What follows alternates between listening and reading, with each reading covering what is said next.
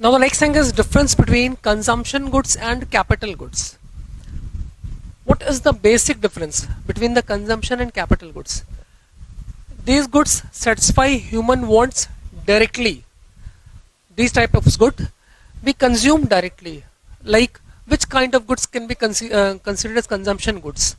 Like pen, bread, butter, vegetables. These kind of goods we can consume directly. And capital goods, definitely we consume it but indirectly. Like how indirectly?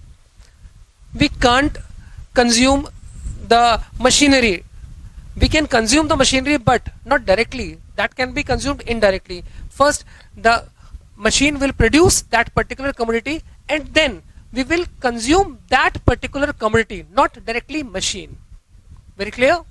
Second, these are used by consumers, so it is considered as direct demand. If we are consumers, we can consume it directly. Like if there is a duster, we can consume it directly, no problem at all. But these are used by producers. The duster is made by some machines and that machines is not used by us. That machine is used by the producers. Very clear? So that's why that demand is called derived demand. That demand which is directly consumed by the consumers is called direct demand, and that demand which is indirectly consumed are called derived demand. Very clear what is the difference between the direct demand and derived demand? And the last one is, most of the consumption goods have limited expected of time. Limited expected lifetime. Means I am using this duster. What do you think? The life of this duster will be 1 year, 2 year, 3 years? No. This portion will be rough very soon and I will have to replace it. But generally have an expected life at more than 1 year. In general, machine and equipments can be used for 5 years, 7 years, 10 years. Very clear? Limited. Here in this case there is limited expected life, but here is, you can't say unlimited, but more than this. Okay, more than consumption goods. Okay, write down this.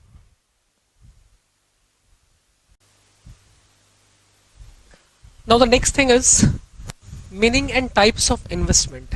The first thing is, what is the concept of investment? Actually investment means addition to stock,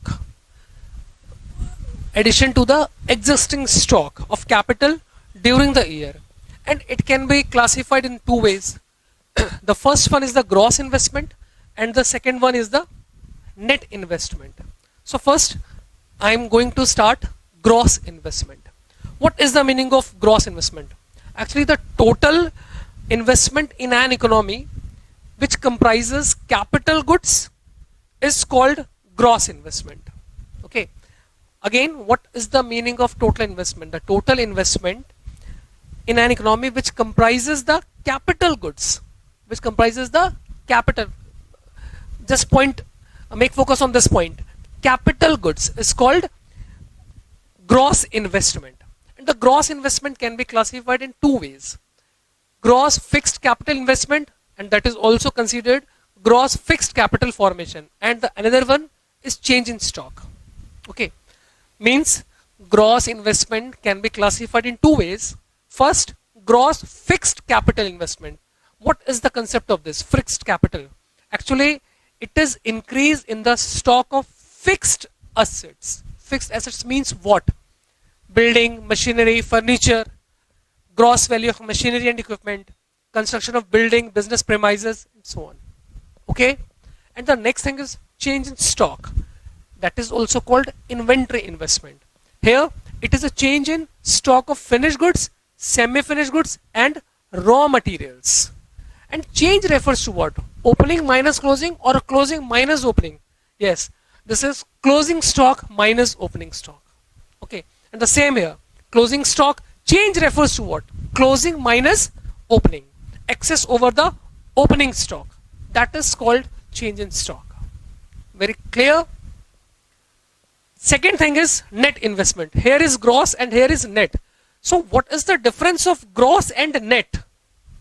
What is the difference of it? The main difference is only a single term, depreciation, and this is the very important point. Now it is very clear the difference of gross and net.